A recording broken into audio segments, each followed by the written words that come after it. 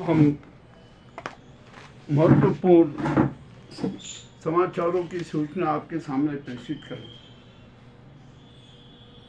गांधीनगर के दे गांव जो गुजरात में है, वहाँ पर बड़ा बवाल मचा। आगजनी हो रही, पत्थरबाजी हो रही है, पुलिस को बल प्रयोग करना पड़ा। स्थिति बड़ी खराब हो गई। अब वहाँ पर पुलिस बल तैनात है।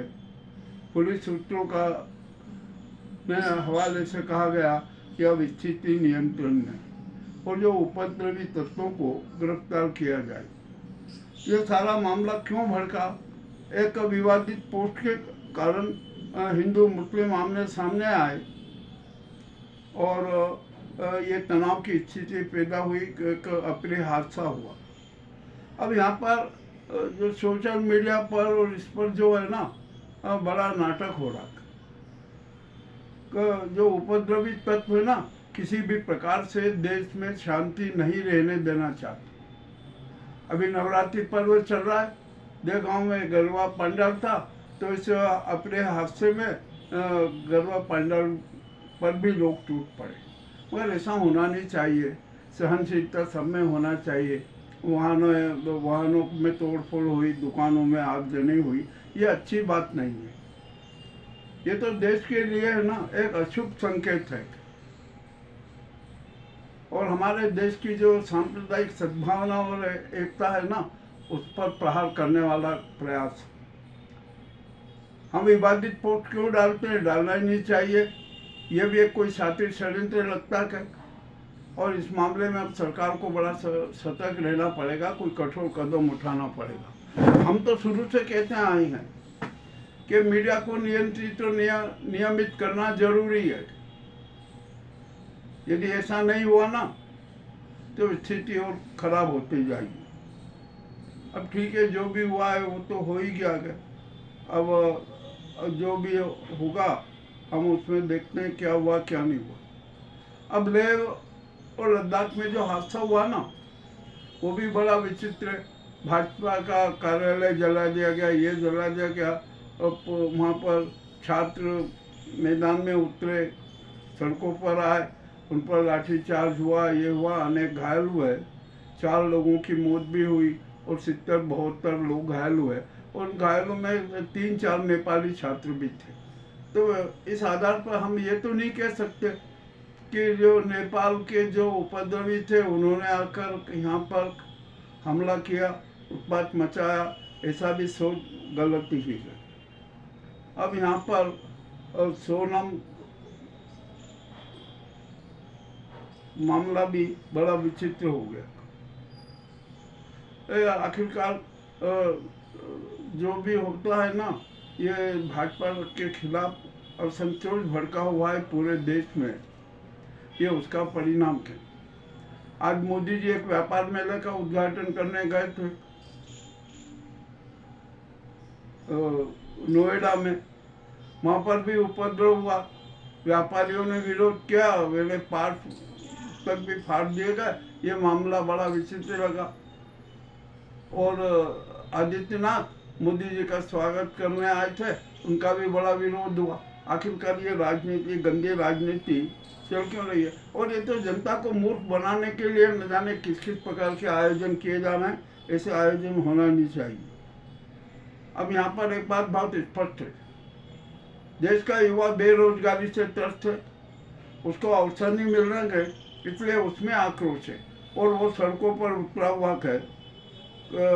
और उसके साथ अब छात्र जगत भी मैदान में आ गया। जब युवा और छात्र क्रांति की राह पर चले आते हैं ना, तो कोई भी ताकत, कोई भी शक्ति उन्हें दबा नहीं सकती।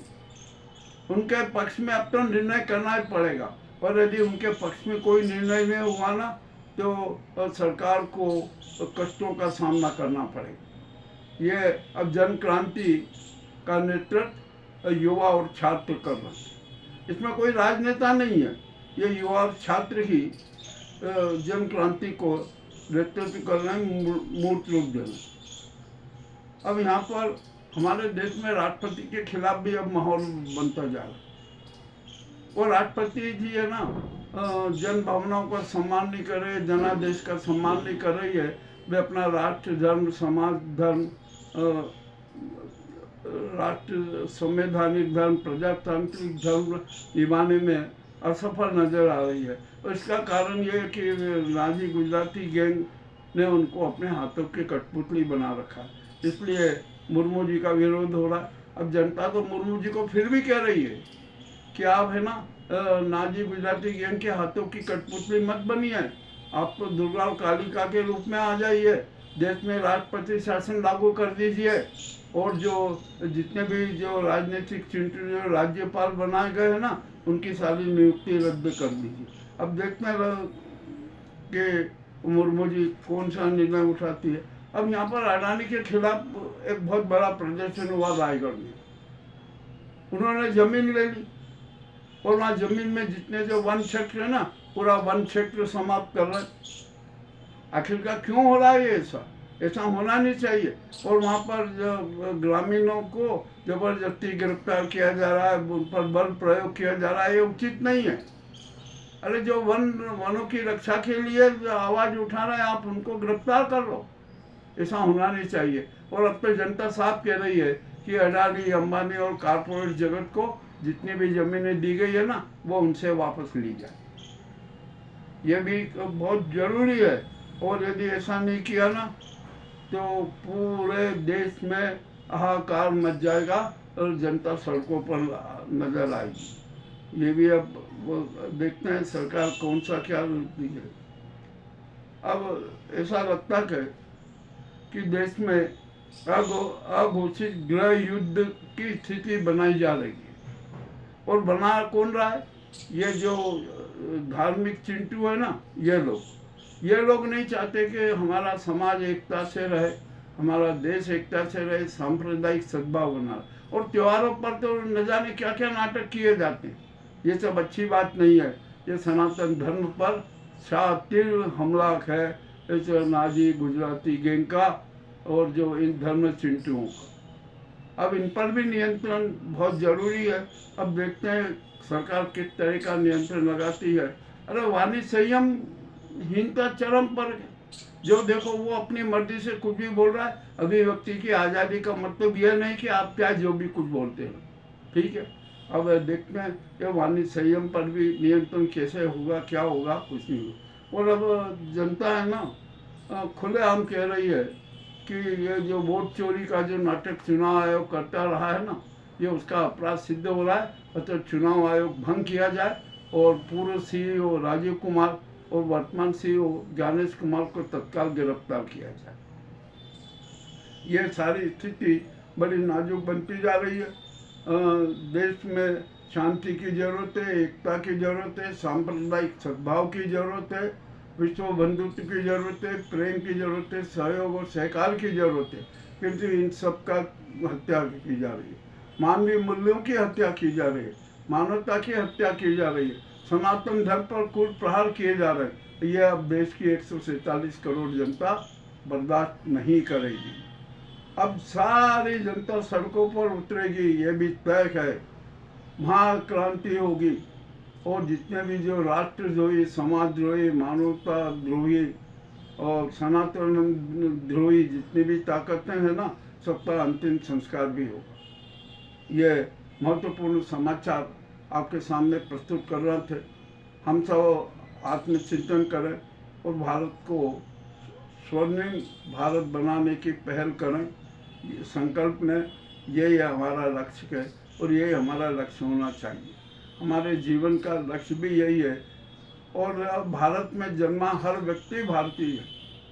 और यहाँ पर जो हिंदू मुस्लिम की भावनाओं का जो जड़ें घेरी कर दी गई हैं और पूरा वातावरण जहरीला बना दिया गया है। अब यह वातावरण समाप्त होना चाहिए और गंगो जमनी संस्कृति को फलते फूलते हुए देखना चाहिए।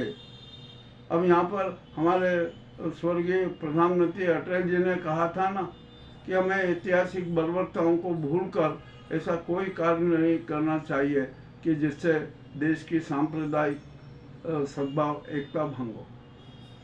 अब यहाँ पर आज पंडित दीनदयाल उपाध्याय जी की जयंती मनाई गई, बड़े नाटक हुए, सबने जो भी वो कर सकते थे करते, जो भी जो बोल सकता उसने बोला, किंतु उनकी हत्या किसने की, उनकी हत्या का षड्यंत्र किसने रचा, उनकी हत्या के बाद किन किन लोगों को ने लाभ लिया, इस पर सब भाजपाई मौन रहे। सबके मुंह पर ताले लगे हुए नजर आए, कोई कहने को तैयार नहीं। मामला अति रोचक, ठीक है भाई, अब आप सच से मुंह मोड़ रहे हो, सच से किनारा करते रहो, कर रहे हो, करते रहो, जनता को तो सब पता है, क्योंकि बलराज बड़ौत ने सारे राज उजागर कर चुके। अब देखते हैं अब क्या होता है। अब यह मोहन भागवत भी संकट में आ गए। इस नाजी गुजराती गैंग ने संघ को भी है ना लपेटे में ले लिया और स्पष्ट कह दिया कि संघ के पास में जो करोड़ों की खरबों की जो चल अचल संपत्ति है ना, वो कहाँ से आई, कितना विदेश से धन मिला, कितना यहाँ स्थानीय लोगों से मिला, कितना सरकारों से मिला, इसकी भी जांच होना चाहिए। तो हमें तो पहले से ही पता था और हम तो खुला कह चुके थे कि ये नाजी गुजराती गैंग संघ को अपने उदर में समाने की पहल करेगी, क्योंकि संघ में भी तो इसी गुजराती गैंग के दलाल हैं। अब यहाँ पर सवाल उठता है और मोहन भागवत जी को भी एक कठोर कदम उठाना पड़ेगा कि 75 वर्ष की साल वो भी ओढ़ ले और मोदी जी को कि मैंने साल ओढ़ लिए, आप भी साल ओढ़ लीजिए। जो ये राजनीतिक घमासान चल रहा है ना, निर्वाह कुश्ती चल रही है, ये समाप्त हो जाएगी। और गडकरी जी को किस प्रकार बदनाम किया जा रहा है, ये भी ये गुजराती गैंग की साजिश है। अब क्या होगा क्या नहीं होगा, गडकरी जी भी बगावत में, उनके साथ लगभग 35 से 40 सांसद भाजपा से बगावत करने की तैयारी है। ये वर्तमान की स्थिति आपके सामने है। देश में बड़ी अराजकता फैली हुई है, ये नाजी सरकार असफल हो गई है। जीएसटी के नाम पर 18 लाख करोड़ रुपए की डाकेजनी हुई, उसका भी कोई हिसाब नहीं दे रहा है और न उसके बारे में क्षमा याचना कर रहे हैं। खाली एक की लालीपाप दे दिया कि 2.50 लाख की हमने सुविधा दी। अरे क्या सुविधा दी, जरा आप बाजार में तो आइए, कहीं कुछ नहीं हो रहा है, जनता को शोषण किया जा रहा है, जनता को ठगा जा रहा है। अभी आप जो नाटक कर रहे हैं ना, वहाँ दुकान पे जाके अरे ये हुआ, अरे सोया तेल पर 1 रुपये किलो की छूट, वाह क्या बात है। और दूसरे अन्य सामान्य वस्तुओं पर वो तो व्यापारी पुराने उस पर ही बेचने के, पुराना स्टॉक है, नया स्टॉक नहीं है। तो इस तरह से सारे नाटक चल रहे हैं। अब तो जनता ने स्पष्ट कह दिया कि जीएसटी के माध्यम से जो कर संकलन व्यवस्था है ना, उसको तत्काल समाप्त की जाए। अब जीएसटी रहेगा ही नहीं। और यहाँ पर एक मजेदार बात है, जीडीआर पर भी आप झूठ बोल रहे हैं। अरे जीडीआर आप बता रहे 7.5%, क्यों है, क्यों झूठ बोल रहे हैं? और जीएसटी का पैमाना, इसका जीडीपी का नापने का पैमाना क्या है आपके पास में? महंगाई से जनता करते हैं, आपको कुछ नजर नहीं आ रहा है, आप खाली बयानबाजी करते हैं, झूठ बोलते हैं। यह भी अच्छा चरित्र नहीं है सरकार का, इसीलिए जनता सरकार के खिलाफ है। और अब तो जन क्रांति होगी, जनता सड़कों पर उतरकर सबसे हिसाब मांगेगी। पीएम केयर टेकर फंड का भी हिसाब देना पड़ेगा, ये भी मैं स्पष्ट बता दूं। अब जो भी हो रहा है ना, सब ये हो रहा है, जनता तो सवाल करेगी और जनता का विवेक है ना, चैतन्य होगा और वो सकारात्मक रूप में आ चुका है, वो सन्मार्गी रूप में आ चुका है। इसीलिए हमें विश्वास है कि भारत स्वर्णिम राष्ट्र बनेगा, क्योंकि जब जनता चैतन्य हो जाती है, जनता राज स्थापित होता है, तो वही राष्ट्र स्वर्णिम बन जाता है। ये नाजी कोकनी गैंग ने जो सरकारें बनाई है ना, इन्होंने तो देश को लूटा है, देश के साथ गद्दारी की है।